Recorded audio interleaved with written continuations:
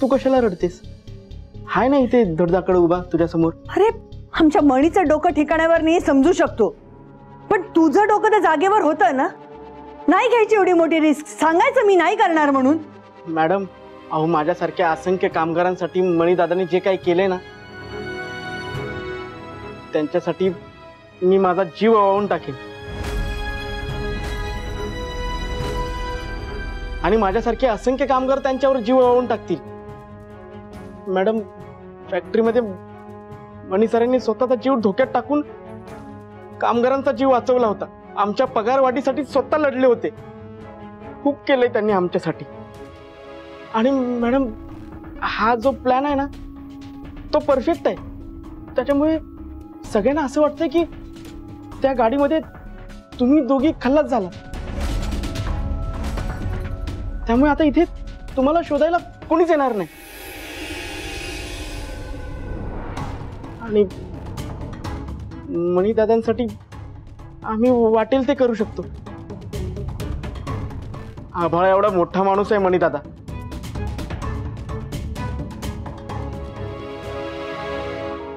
ते सगळं जाऊ दे मॅडम, मी घरी जाऊन येतो. नाही, आधी डॉक्टरकडे जा.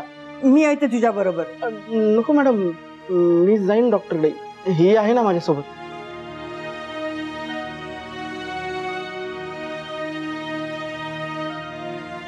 सांभाळून.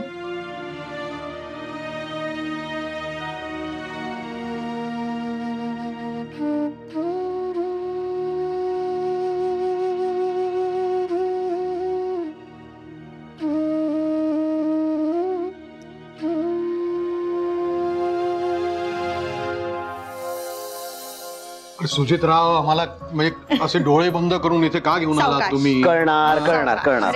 डोळे बंद करून चालताना तोल जातोय रे माझा. झालं झालं, बसा. डोळे. अगं मावशी, आजचा दिवस सरपोतदार फॅमिलीसाठी खूप महत्वाचा आहे ना. मग ती गंमत तोंडाने न सांगता तुम्हाला समोरून दाखवायला घेऊन आलोय. आता तुम्ही डोळे उघडू शकता. हा प्लीज. सरप्राईज. अरे काय आहे? सुजितराव, हे शॅम्पेन आणि केक काय? येस डॅड, ती स्वानंदी आपल्या आयुष्यात आल्यापासून आपल्या आयुष्याला पनवती लागली होती. मग ती स्वानंदी होतीच, त्यात ती वॉर्डन. स्वानंदी वॉर्डन आपल्या आयुष्यात आल्यानंतर आपल्या हाताखालचा मणी आपल्या हाताबाहेर जायला लागला. फक्त प्रॉब्लेम्स फेस केलेत आपण डॅड त्या काळात. हा म्हणजे स्वानंदी आणि मणीचं लग्न, त्यानंतर अर्जुनची कस्टडी. डॅड, पण आत्ता बघा ना, आता वी आर सो रिलीव्ड. कारण आता ती स्वानंदी, ती वॉर्डन कोणीच नाही आपल्या आयुष्यात. आणि आयुष्यात नाहीये म्हणजे त्या दोघी आता या जगातच नाहीयेत. म्हणून मला असं वाटलं की रादर आम्हाला असं वाटलं की लेट्स सेलिब्रेट. म्हणून ही सगळी आम्ही आज तयारी केली. कसं वाटलं तुम्हाला सरप्राईज डॅड, मॉम? मस्त आहे सरप्राईज, खूप छान. भॅट तळली ना घरची. होऊन जाऊ दे सरप्राईज. चला पार्टी करूया. सुजितराव, मणी आउट हाऊस मध्ये तो चुकून माकून समजा इथे आला आणि त्याने हे बघितलं आपण पार्टी करतोय ते, सेलिब्रेट करतोय ते, त्याला कसं वाटेल? Dad chill. वॉचमनचं लक्ष आहे मणीवर आणि तो काय आता येत नसतो. मॉम, तो दोघींच्या नावानं दिवे लावून रडतोय. सो डॅड, चला ना, तुम्ही मस्त मूड बनवा, आपण मस्त एन्जॉय करूया. Let's celebrate please. Come on let's celebrate dad please. Okay fine dad, please do the honours. Thank you.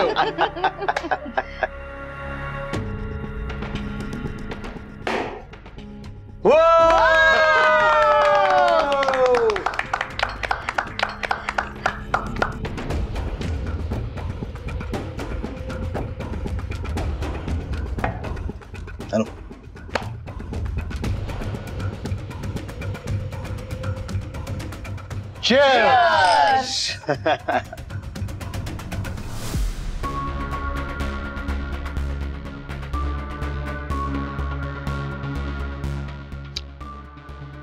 वा सुचिताराव, शॅम्पेन मस्त आहे एकदम. Thanks dad.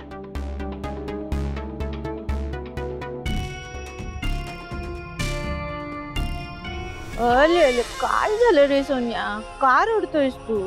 रडू नको ना बाळा, शांत हो ना. ऐक ना माझं सोनिया, का रडतोयस तू? शांत हो. हा ओ ले ले ले ले.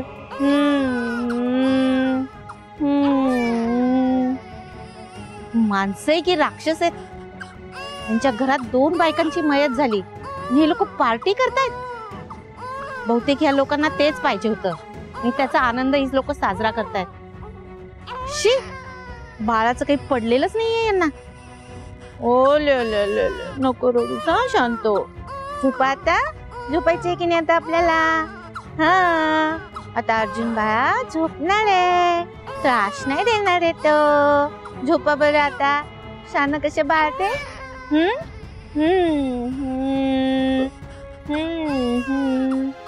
काय झालं? खूपच रडतोय बाळ. केव्हाचा रडतोय तो? मी घेऊ? हो घ्या ना. अर्जुन, काय झालं बाळा? इतका का रडतोयस? शांत हो, शांत हो. मी आलोय ना. शांत हो. बघा ना, केव्हाचा रडत होता, आता तुमच्याकडे गेल्यावर शांत झाला. असा लब्बाडे हा. काय रे, मी आवडत नाही वाटत तुला? बाबांकडे आल्यावर शांतच होणार ना. काय? म्हणजे मोठा बाबा आहे ना मी त्याचा. साहेब पण असंच म्हणतात. अच्छा, हो. पहा ना साहेब, बिचारा अर्जुन सारखा रडत असतो. आईची किती आठवण येत असणार त्याला. काय माहिती त्याची आई का गेली ते. किती हट्टी आहे तो. आणि त्यात ही लोक त्याला पावडरचं दूध पाजतात. त्याला नाही आवडत ते प्यायला आणि मग ते पितो आणि रडतो ढसाढसा. बिचारा, ती आठवण येते त्याला आईची. पण काय करणार साहेब, मी काहीच करू शकत नाही. मी त्याची आई तर नाही ना बनू शकत. आई आणि आयामध्ये किती मोठा फरक असतो साहेब. बरोबर बोलताय तुम्ही. पण याची आई पण याला खूप मिस करते. सतत रडत असते. त्याला विसरायलाच तयार नाहीये. खूप हट्टी याची आई. रडून रडून स्वतःचे हाल करून घेतले. अर्जुन, तुला माहितीये, मी तुझ्या एवढा होतो तेव्हा माझी आई मला सोडून गेली. माझ्या आईला खोटं सांगितलं की तुझं बाळ मेलेलं जन्माला आलंय म्हणून. त्यानंतर 30 वर्ष मी अनाथासारखा राहिलो. पण बघ, देवाने आमची भेट घडवून आणली. पण परत माझी आई मला सोडून गेली. वर का झालो मी? माझी आई मला कायमची सोडून गेली.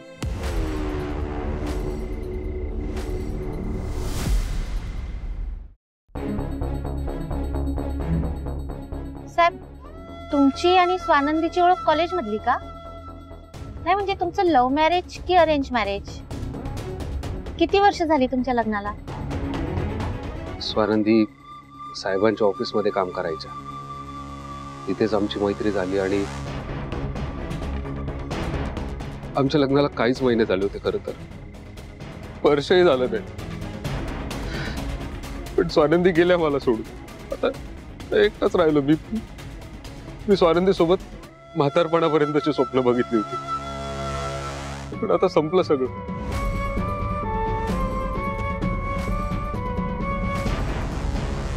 स्वानंदी, चल जेवून घे. नाही नको, मला भूक नाहीये. जोपर्यंत मणी सर फोन उचलणार नाही तोपर्यंत माझ्या घशाखालनं घासही जाणार नाही. का वेडेपणा करतेस असा? जेवून घे म्हटलं ना. नाही, मला भूक नाहीये. मला मणी सरांशी बोलायचंय. स्वानंदी, फोन नको लावूस. त्याच्या आजूबाजूला माणसं असतील. तुझं नाव त्याच्या फोनवर आलं तर सगळ्यांना कळणार. कळतंय का तुला? मॅडम, पण अहो ते कसे आहेत, कुठे आहेत ते विचारायचं होतं म्हणून फोन करत होते त्यांना. झालं का जेवण? हो,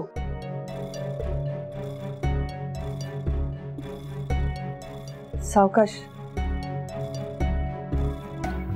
काय म्हणाले डॉक्टर?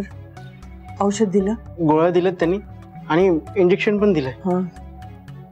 तुम्ही जेवणार? मी पान वाढू? नाही मॅडम, मी जेवून आलोय. स्वानंदीला बघ ना, हट्टीपणा करत बसली, जेवणार नाही म्हणते. मला मणी सरांशी बोलायचंय, त्यांना फोन करायचंय. आत्ता लावायचा फोन? तेच म्हटलं मी, तिला आता फोन करायचंय. मी तिला म्हटलं आता फोन नको लावू, तिथे कोणीतरी असेल त्याच्या आसपास, पण ऐकायलाच तयार नाही, हट्टीपणा करत बसलीये. मला मणी सरांशी बोलायचंय, त्यांना फोन करायचंय. ठीक आहे मॅडम, लावून दे त्यांना फोन. आता रात्रीच्या वेळेस मणी सर एकटेच असतील. वहिनी, तुम्ही लावा फोन त्यांना.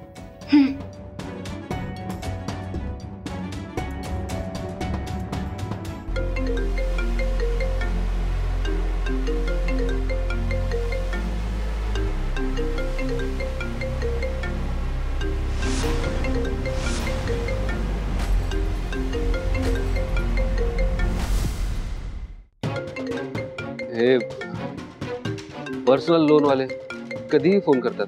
आता बघा ना, एवढ्या रात्री काही गरजच नाही ना फोन करायची.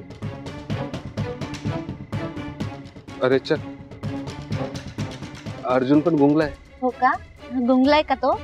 झोपेलच आता एवढ्यात. स्वानंदी यावेळी का फोन करत असतील? काही प्रॉब्लेम तर नसेल ना झाला? हा, गुंगलाय. तुम्ही घ्या ना याला झोपवा, मी नंतर येईल याला भेटायला. बर.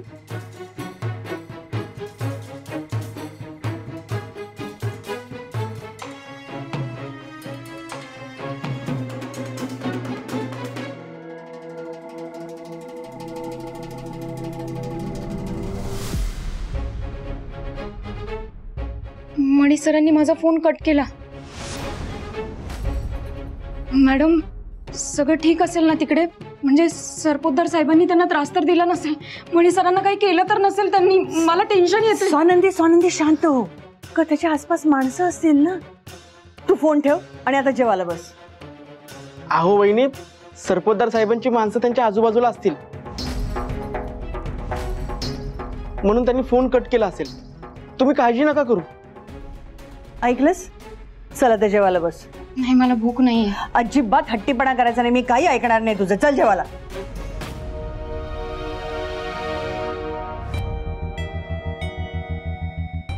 नशीब आयाने फोनवर स्वानंदी लिहिलेलं बघितलं नाही. जर बघितलं असतं तर प्रॉब्लेम झाला असता. पण स्वानंदीने एवढ्या रात्री का फोन केला? काही प्रॉब्लेम तर नसेल ना झाला?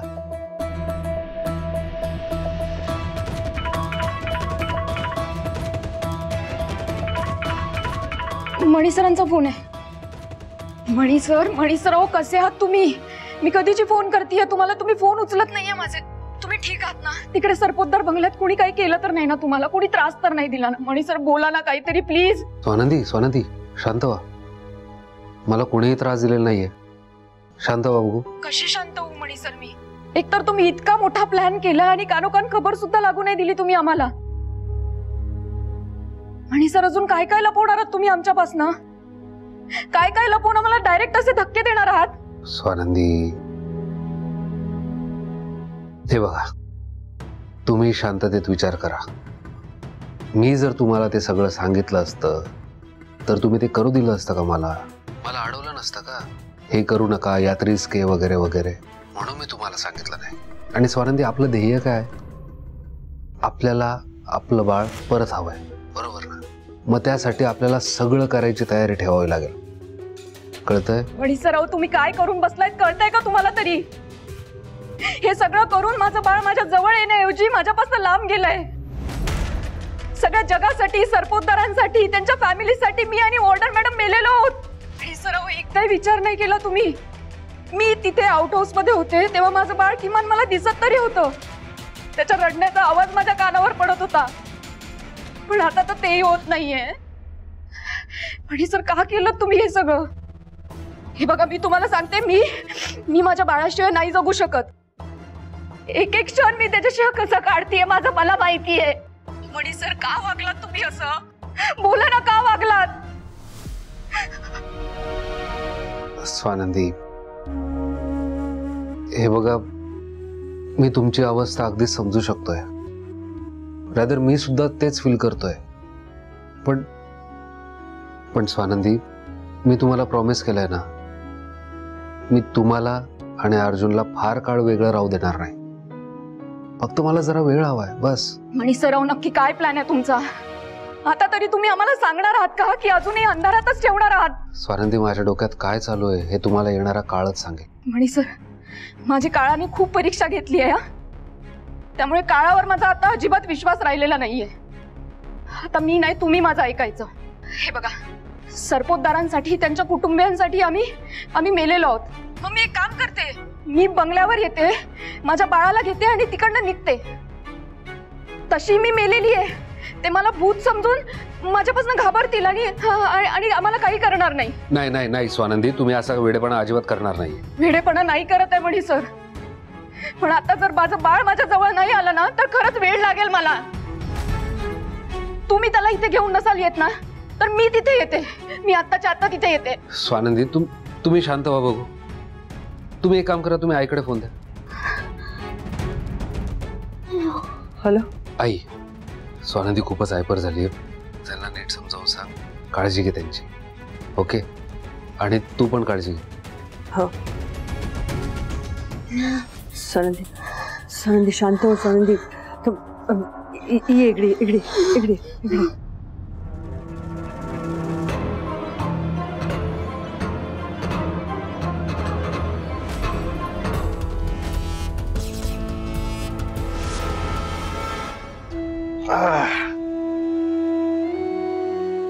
आज बऱ्याच दिवसांनी, खरं म्हणजे बऱ्याच महिन्यानंतर आपण असं सेलिब्रेट करतोय. खरंच डॅड, नाहीतर आपण काही प्रोग्राम करायचा म्हटला, काही सेलिब्रेशन करायचं म्हटलं, किती स्वानंदी, वॉर्डन, मणी काही ना काहीतरी कारण काढायचे आणि घाण करून टाकायचे dad.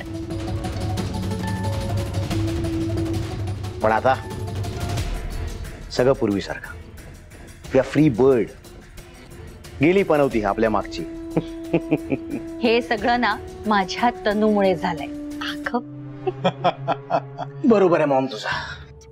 Tanish, thank you so much. Tanisha, तुझे खरोखरच आभार आणि कौतुक. माझा तसा स्वभाव नाहीये, मी सहसा कोणाचं असं कौतुक किंवा आभार मानत नाही, पण तू जे काम केलंयस ना, ते खरंच कौतुकास्पद आहे. त्या स्वानंदीला वेडी ठरवून ह्या घरातून बाहेर काढण्याची तुझी कल्पना खरंच कमाल होती. काका, पण ह्या सगळ्याचं क्रेडिट माझ्या एकटीचं नाहीये. नाही म्हणजे हा पूर्ण प्लॅन एक्झिक्यूट करायला अनुभव आणि एफर्ट्स लागतात ना. नाही म्हणजे माझी आयडिया वापरताना तुमचा अनुभव आणि मग सुजित आणि मावशीच्या एफर्ट्स, ह्या सगळ्यामुळे पॉसिबल झालंय. म्हणून इट्स अ टीम वर्क. सगळ्यांना क्रेडिट जातं याचं. केक कट करायचा राहिलाय ना. हो हो हो हो मग केक कट आण बरं इकडे.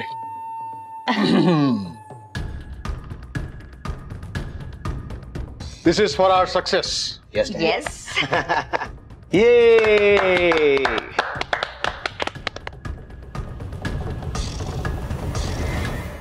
डॅड, फक्त केक कापलात काय? मॉमला भरवा.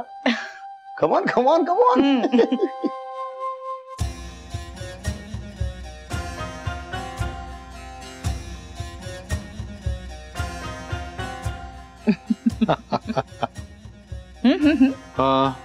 तुम्हाला पण बनवते. हाय हाय, क्या बात आहे. बरोबर. सुजितराव, तुम्ही पण घ्या. सदा, ए सदा, टिश्यू घेऊन ये. मावशी, अगं ते सगळे पूजेसाठी बाहेर गेलेत ना.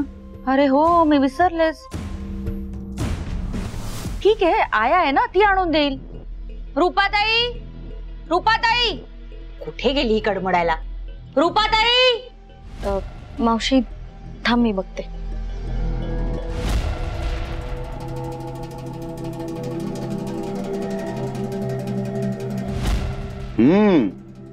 चांगला आहे ना.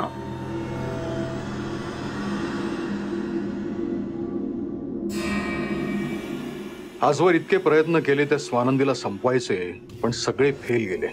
शेवटी आज तिचा असा शेवट झाला. तुम्ही इथे काही काम होतं का? मला ना नेमका आता बाहेर जायचं आहे. कुठे निघालात सर? स्वानंदी मॅडमला भेटायला?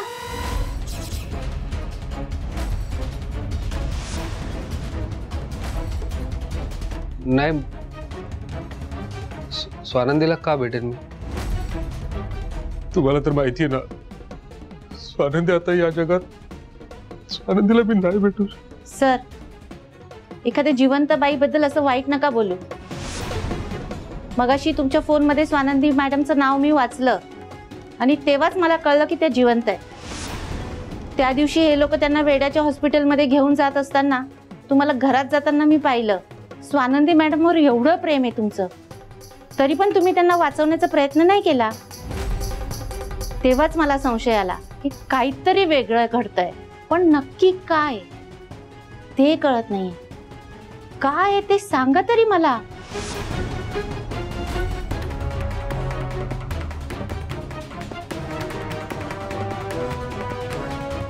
सांगतो. तुम्ही बसा.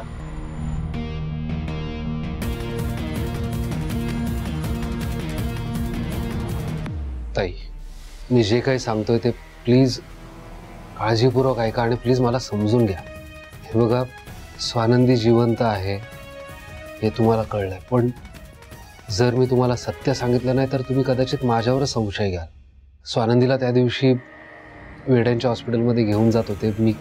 मी काही केलं नाही, निघून आलो. कारण मी जरी काही केलं असतं तरी त्याचा काहीच फायदा झाला नसता. कारण साहेबांनी, सुजितने, या घरातल्या सगळ्या मंडळीने ठरवलं होतं की स्वानंदीला वेड्याच्या हॉस्पिटलमध्ये पाठवायचंच. म्हणून मी तिथे काही रिॲक्ट नाही झालो, निघून आलो आणि नंतर त्यांना तिथून पळवलं. आणि मग नंतर त्यांचा अपघात झाला असं सांगितलं, कारण मला त्यांना वेड्याच्या हॉस्पिटलमध्ये जाऊ द्यायचं नव्हतं. जर तसं झालं असतं तर स्वानंदीच्या जीवाला धोका होता. मी ते खोटं सांगितलं म्हणून त्यांचा जीव वाचला. जर तसं नसतं सांगितलं तर कदाचित या घराने स्वानंदीचा जीव घेतला असता. ताई, सुरुवातीपासून स्वानंदीला या घरातल्या लोकांनी फक्त आणि फक्त त्रासच दिलाय. इतका त्रास की स्वानंदीचं बाळ सुद्धा हिरावून घेतलं यांनी. हो, हे बाळ सुजित आणि संचिताचं नाहीये, स्वानंदीचं.